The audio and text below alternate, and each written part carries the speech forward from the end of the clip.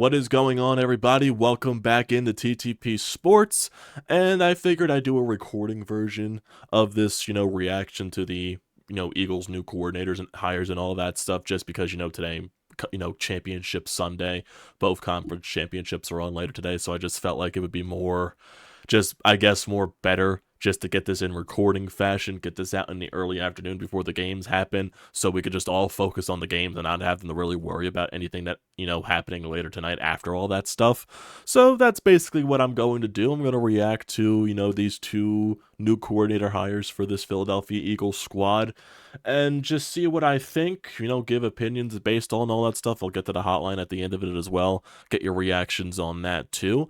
And I guess I'll start with the first hire, and basically that was the hire that we all knew was coming basically since the press conference that Howie Roseman and Nick Sirianni had, that disastrous press conference. So we all knew that Vic Fangio was going to be the coordinator, defensive coordinator for this Eagles team. They've been basically looking for him and trying to hire him ever since the Super Bowl run a couple of years ago. But, with everything going on with Jonathan Gannon, everything going on with going to the Super Bowl and everything like that, they just weren't able to get the time to properly hire Fangio. So that's what led to Sean Desai being hired and all that stuff, because Fangio was already hired by Miami. So, look, I'm sure a lot of people in this city right now are definitely very, very, very, very, very tired of the Fangio scheme. And definitely to an extent I am too, just because that's basically what this defense has been for a very long time. They don't blitz the quarterback. They don't generate enough pressure. They try to, do the safe things. They try to limit the big explosive plays. And yes, it did work very successful for the most part under Gannon during that Super Bowl run until you went to the Super Bowl, until you played really good quarterbacks. So there is a thing to this Fangio scheme where you play really good quarterbacks and it does eventually get torched. But we'll see if you get the better, personnel under the coaching staff and the better personnel on the field for the players' perspective to actually fulfill what this scheme could fully be.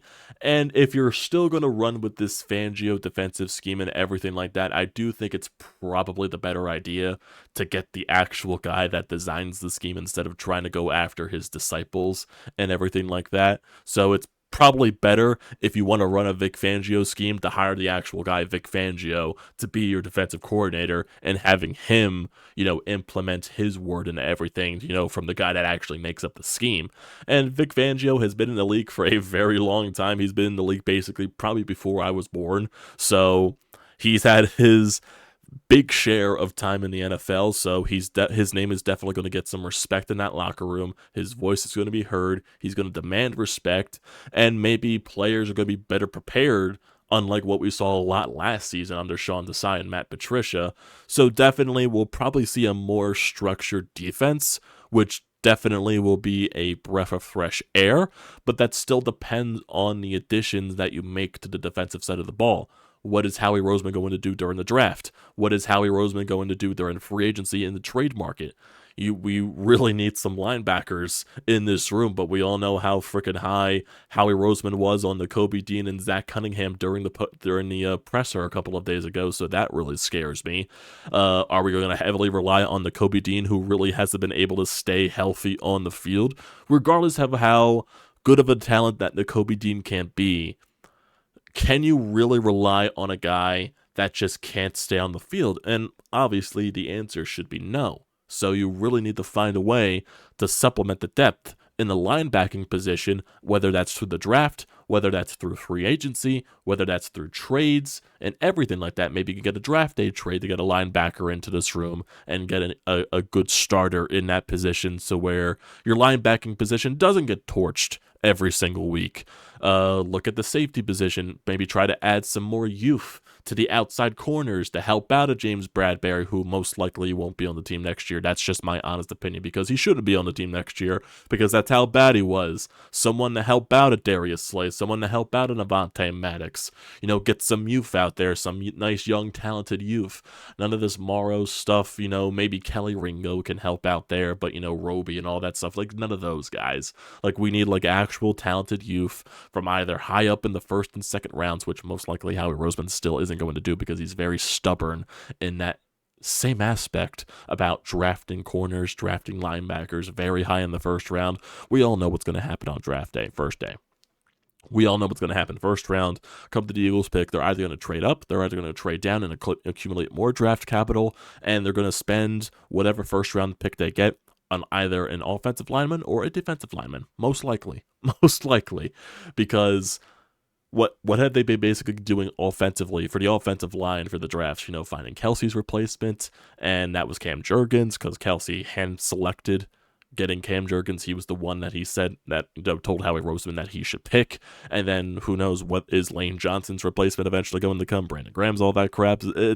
We all know it's going to be defensive line or offensive line. That's basically what the summary is of that entire thing. That's what Howie Roseman's going to do. I'll be shocked if he actually drafts a goddamn linebacker in the first round, or even a corner or a safety. I would be fucking shocked.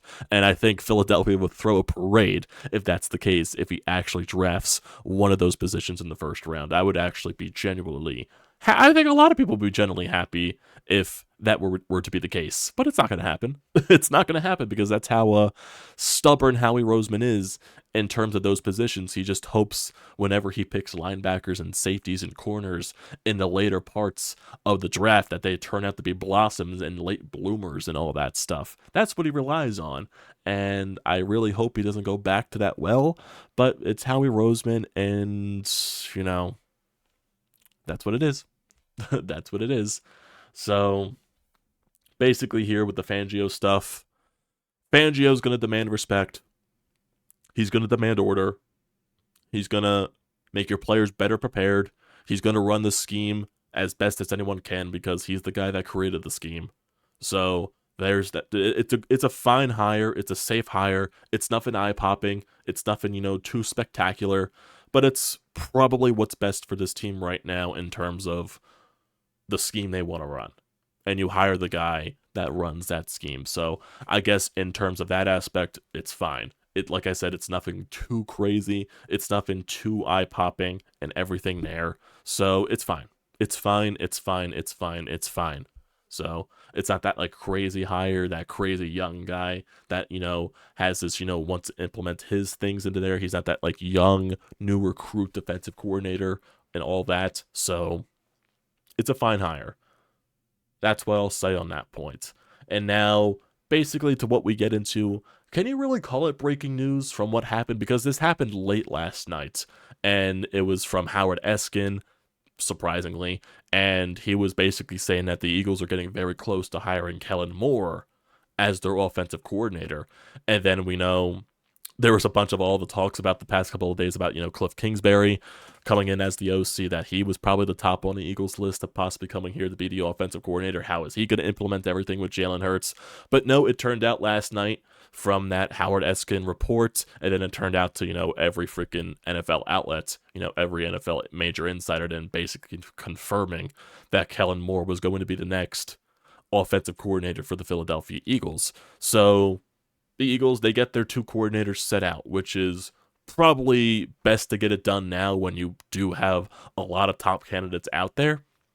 And they got those positions fulfilled out, so now they can fulfill on whether it's reshaping the bottom parts of the coaching staff, getting all these minor hires in check, and then you worry about the roster construction as you get closer and closer to, after the Super Bowl when free agency starts, when the draft comes up and all that stuff. So it's important that you get these coordinator hires done early. And Kellen Moore, he was tops on a lot of teams' lists for offensive coordinator hires. He was on the Chargers last year. He was on the Dallas Cowboys, if you remember, for a very long time, under Mike McCarthy and all that stuff. And, he put some really good offenses out there for the Dallas Cowboys, really improved stuff there with Dak Prescott, implemented some very creativity things, was really good in the passing game. So there's a lot of things that are very intriguing about Kellen Moore.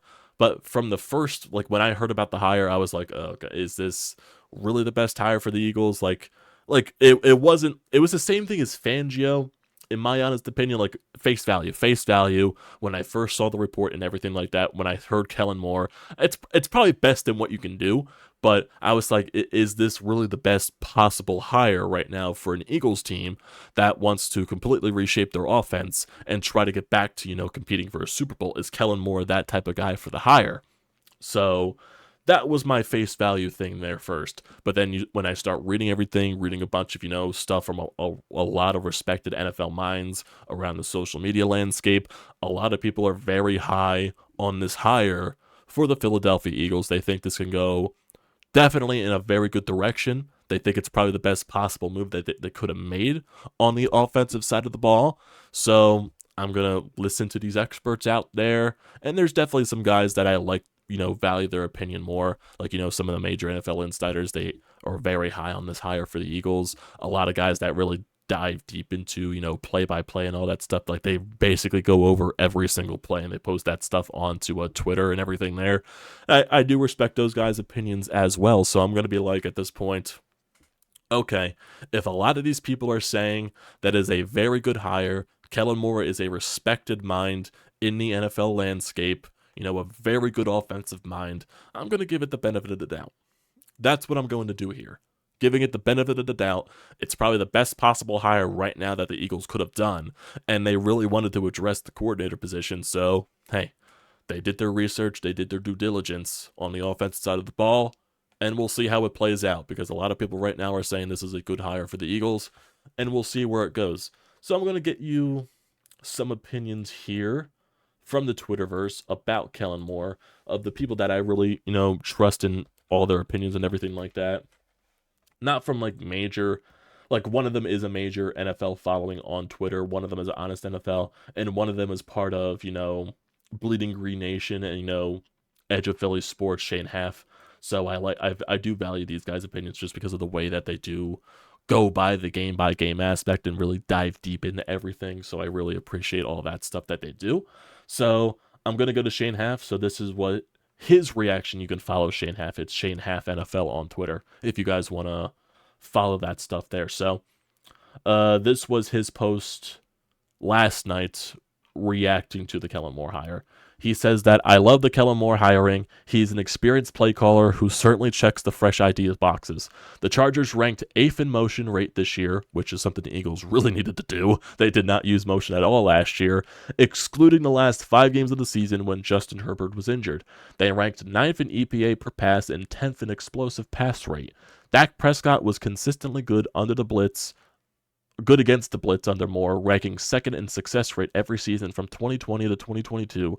This year without Moore is the first time Dak has been under a 50% success rate against the blitz in the last 4 years, although he still did rank 5th in the league. I think Moore does a great job sequencing plays, and his offense is very quarterback friendly, scheming up separation and easy throws, and will do a good job of playing to the strengths of Jalen Hurts while helping mitigate his weaknesses. For the run the ball crowd, he has been up and down in terms of neutral down pass rate, ranking 6th this season in Los Angeles with a 59.9%, but 22nd in 2022 with a 48.4%. He was 8th in 2021 and 2020 and 20th in 2020, so he's very up and down in terms of running the ball. All 2022 and 2023 numbers exclude weeks where his starting quarterback did not play. Okay, so I'm assuming that's combined when Dak was injured and Justin Herbert were injured. So that's some good stuff here. And there's definitely some good things here about the Kellen Moore hire. So I definitely want to get into that fact here. So let's see. I think it's more later or earlier in terms of the posts on Honest NFL. Here we go. So I think he posted this 30-something minutes ago. He says he's been diving deep with Kellen Moore's pass game system and schemes. His play design, detail, and coaching points are really on point. It's a complete different type of language than what Sirianni ran, so I wonder if they'll weld some of it together to make transitions smoother. I do remember seeing some type of other post in regards to Kellen Moore.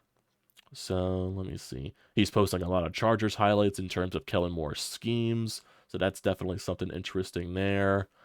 He did say this last night. It's safe to say he's a very huge fan of Kellen Moore. So yeah, basically there are a lot of respected minds out there that really do love the Kellen Moore hire. Even if I search Kellen Moore's name on Twitter and just see what some of the main people say. So you get this thing from Shane Half, Ian Rappaport talking about the Kellen Moore situation. What else? Zach Berman. Kellen Moore to the Eagles as offensive coordinator qualifies as a big hire for the Eagles, and he's someone the organization has had a high on for a long time. He interviewed for the head coaching job in 2021 before the Eagles hired Nick Sirianni. Moore is an experienced play caller who fits the fresh ideas column. The Chargers were number 8 in pre-snap motion last year. The Cowboys were number 1 success rate against the blitz in 2022. Moore's offense during the past 5 years have included 2 years in the top 5 in DVOA, with 2 seasons at number 1 in the league in yards and once number 1 in points. The running game with the Chargers last season left much to be desired. This is where the return staff's concepts, including Jeff Stoutland as the run game coordinator, would blend well with Kellen Moore's concepts as a passing offense. This spring and summer will be pivotal for installation. So that'll be very interesting in terms of that stuff. That'll be very interesting because in terms of, running the ball and everything like that, it does sound like, it would be very, I would say, beneficial for the Eagles to bring back DeAndre Swift just because he still was very underutilized. And if you can mesh Jeff Stoutland's, play design with the run game and then Kellen Moore's explosive offense and his creativity on the offensive side of the ball, maybe that can very mesh well together and find a way to blend that to where you can utilize a very creative pass offense that utilizes motion, gets creativity out there, and makes it confusing and not as easy to read for the defense as it was last year for the Eagles. And then for the run game, it can open up holes for DeAndre Swift. Either you can utilize him in the pass game, which should have been utilized way more than it was last season, and find a way just to make him more, I would say, appreciated during the games. Make him more useful during the games instead of him having 2-3 consecutive carries for good carries and good yard gain, and he just gets completely underutilized the rest of the game because for some reason Nick Sirianni and Brian Johnson just didn't feel like using him. So, and maybe that's also why they made this hire extremely early, so Kellen Moore and Jeff Stoutland and Nick Sirianni, they can all get to work on how to combine certain types of schemes together. But mainly Kellen Moore and Jeff Stoutland. Nick Sirianni is basically just going to sit there with his, hands folded together, hands closed together, just sitting there like a good little boy and just, listening like, go, yep, I agree with what all your guys are talking about. You guys are in charge. I'm going to say, yep. I'm just going to sit here. I'm just going to listen. And yeah, that's basically it. The one worry, though, that I just do have, and it has nothing to do with it has nothing to do with Moore and Fangio specifically, but are Jeffrey Lurie and Howie Roseman going to allow these guys to coach? Are they going to allow these guys to do their things? That's my main concern. I know what, Steichen and all that stuff, with Gannon and all that stuff, those guys were able to do their things. So maybe, yeah, if, you can run a system as a head coach, as a CEO, to where he's not the main play caller, he's just the guy that, coordinates everything on the sidelines during the game, and then your coordinators are the guys designing up the plays, making the play calling on the sidelines, and, Nick Sirianni just brings everything together. That can work. You see many, minds in the NFL, especially some minds that are in the last 4 games, in these conference championship games. You see it with Dan Campbell, you see it with Harbaugh, with Baltimore and everything like that. Like, those guys are CEOs. Those guys let their coordinators do the jobs. So it showcased they can work. It showcased during the Eagles Super Bowl run a couple of years ago that it can work as Nick Sirianni as a CEO. It's just the fact that, is the front office going to allow that? Allow them to do their jobs? Is Nick Sirianni going to allow them to do their jobs to where he's not tampering with anything? And is he going to be able to find a way to gain respect back? Because respect could be very difficult to earn back, especially when you lose it as badly as the previous regime lost it. So that is something that we're going to have to see as the offseason goes along and as the season goes along. Because say if the Eagles do get off to a good start next year, say if, somehow they get to another 10-1 record, are people going to really buy that again until, the one loss happens? Oh, if they lose a game, are they going to go in this full collapse again? If they lose one game, is the entire locker room going to lose respect for Nick Sirianni? Like, that's the thing. That's the thing we're going to have to worry about and things we're going to have to look after. So that's my main concern. It's just that the Nick Sirianni aspect, the Howie Roseman, Jeffrey Lurie, involved aspect.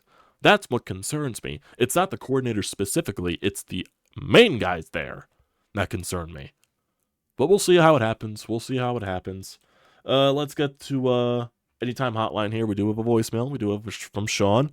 So I know Sean's thoughts on the Fangio hiring. He said that he thinks it's fine and all that stuff, but he's just tired of the scheme in general. But let's see what the voicemail more, the question more in terms of line of what's the thoughts on hiring Kellen Moore. So let's get to it here.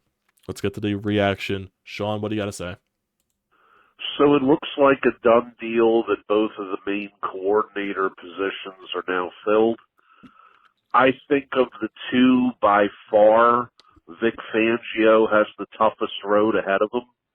I think that defense is going to have a major overhaul next year, a lot of youth. So he's not only going to have to be a coach, he's going to have to be a mentor, a teacher, a babysitter, all those things encompassed into that slot. Now, as for Kellen Moore, I had to do my research on him and read up on his concepts and things like that. There's a lot that I read that I liked. I mean, hold on to your seat, Amadeo, but he actually utilizes motion in the offense. Holy shit, what's that? What a concept. He implements the middle of the field, has receivers run routes, different type of route trees to get open. Kind of wants a little bit of balance as far as the running game. Utilizes the quarterback under center some of the time. There's a lot to like there. But again, I've said it over and over and over again. Let the coaches coach. If you let Fangio coach and you let Moore coach and you supply them with the resources that they need, maybe this will work. And in closing, as far as Moore goes, speaking of resources, I think it is imperative, and I know the Eagles don't value the position, but you've got to find a way to keep DeAndre Swift in the building. That kid was underutilized last year. I think we can all agree on that, and he still put up big numbers. I mean, you've got to lock this kid up and unleash him next year and continue to strengthen the talent pool that Moore has to work with. I agree.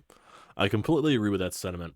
I do think, they got to find a way to keep DeAndre Swift in the locker room. They got to find a way to keep him in here because I feel like when you have two competent coordinators and when you have Kellen Moore and Jeff Stoutland working together, I think you could find a way to actually utilize DeAndre Swift to his full capabilities, unlike what Nick Sirianni and Brian Johnson did. So it's also to the fact that, this front office definitely does not value the running back position as much as it used to. With LaShawn McCoy and all that stuff, they definitely don't utilize it as much. They don't, fully prioritize it. So I'm not sure what a DeAndre Swift could possibly make in the open market because he is going to be a free agent.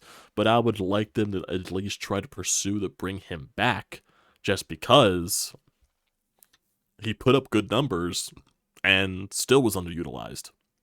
So what type of numbers can he put up when he's properly utilized under competent offensive minds? So we'll see. I'm going to be, reading up on everything. The Fangio hire is fine. It's safe and all that stuff, but it's not eye-popping. Definitely is going to have a lot to work with here in terms of personnel. And Kellen Moore, the more I read about it, the more I do like it on that side. I'm more leaning on the side of I do like it. But it's just, what is this? Is this front office going to allow this coaching staff to coach and do their jobs? That's my biggest concern. That is my biggest worry. So that's where I'm going to leave it for you guys here. I do appreciate you tuning into this whenever you decide to tune into this. So do not forget to leave a comment in the comment section down below. Don't forget to drop a like. Don't forget to hit that subscribe button. It does me a great deal of service. Also, don't forget to use the code TTPSPORTS, $20 off your first purchase at SeatGeek. Great deal. Don't pass it up.